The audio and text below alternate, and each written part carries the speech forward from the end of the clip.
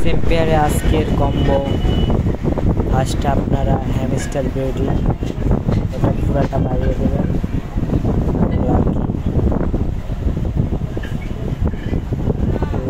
38% profit হয়েছে।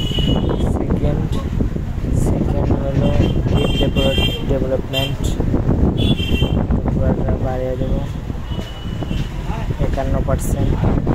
Third হলো only fans models, পুরাটা বাড়িয়ে দেবেন 90%। এ হলো এক্সেপ্টারের আজকের কম্বো। অনেকেই কম্বোর ভিতরে করতে পারতেছেন না, তাদের জন্য তারা সিটিতে আসবেন, তারপর ইনভেস্টমেন্ট এটাতে আসবেন, তারপরে এখানে করবেন।